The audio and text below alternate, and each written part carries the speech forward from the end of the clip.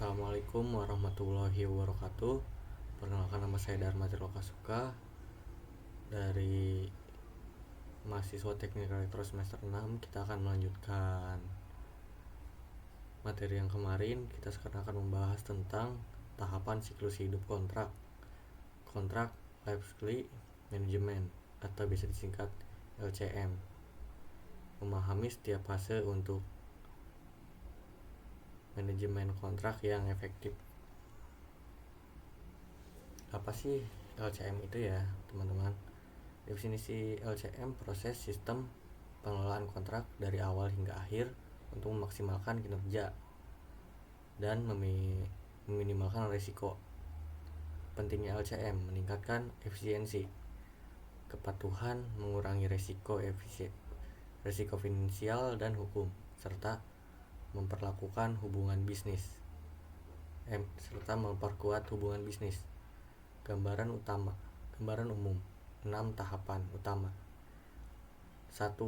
Perencanaan dan penyusunan draft. Yang kedua, negosiasi dan persetujuan. Yang ketiga, ada penandatanganan dan aktivasi. Yang keempat, pelaksanaan dan pemantauan. Yang kelima, administrasi perubahan. Yang keenam, penutupan atau evaluasi. Tahap 1 dan 2, perencanaan prakontrak dan penyusunan draft. Fondasi kontrak dari ide hingga draft awal. Bentar, saya minum dulu.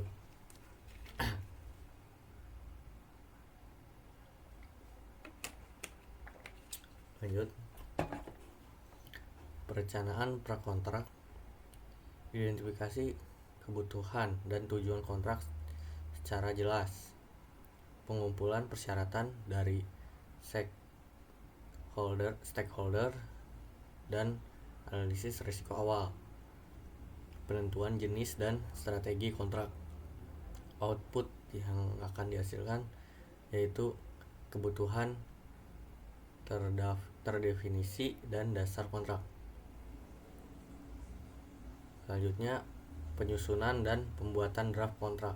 Pembuatan dokumen kontrak formal menggunakan template atau penyusunan baru. Pencantuman klausul penting, lingkup pembayaran, durasi dan hak dan kewajiban. Review internal oleh tim legal dan terkait untuk memastikan kejelasan dan keputusan. Output yang akan dihasilkan adalah draft kontrak awal yang siap dinegosiasikan.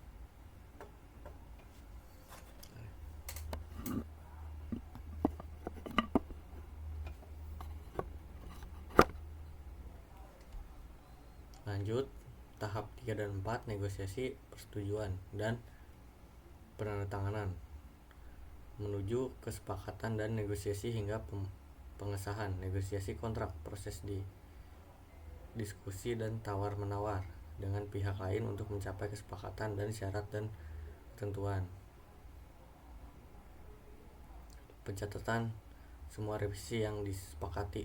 Output draft kontrak final yang disepakati oleh bersama. Persetujuan dan penandatanganan kontrak. Proses persetujuan internal sesuai alur dan kebijakan perusahaan.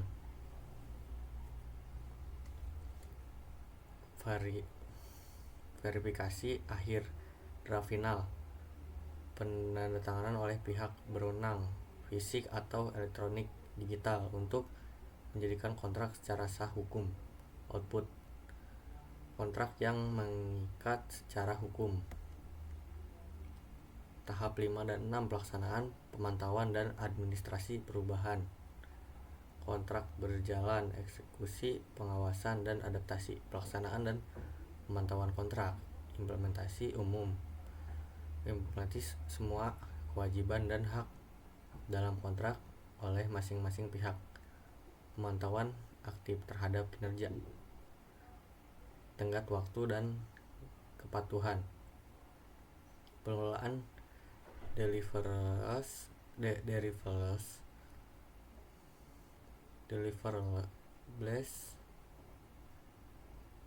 dan pembayaran. Output terpenuhi kewajiban, laporan kinerja, administrasi perubahan kontrak, pengelolaan formal.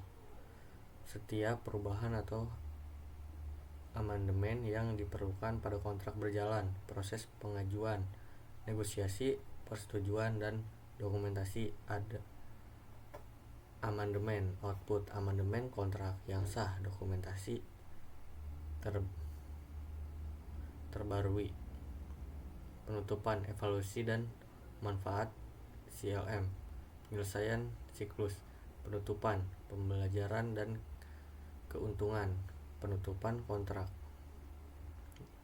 dan evaluasi, verifikasi pemenuhan semua kewajiban dan penyelesaian akhir. Pengarsipan aman seluruh dokumen kontrak, evaluasi kinerja kontrak, dan identifikasi lessons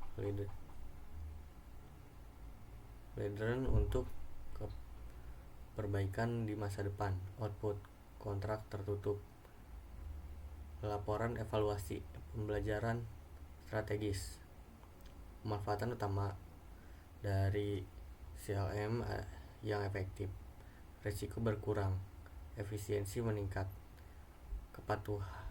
kepatuhan terjamin, visibilitas kontrak lebih baik, optimalisasi biaya dan pendapatan, pengembalian keputusan strategis yang lebih baik. Ya, mungkin dari itu saja yang bisa saya bahas untuk video kali ini, karena kontrak yang baik tidak akan berjalan lancar tanpa kesepakatan yang tepat. Sekian dari saya, terima kasih. Kita akan lanjutkan di video selanjutnya.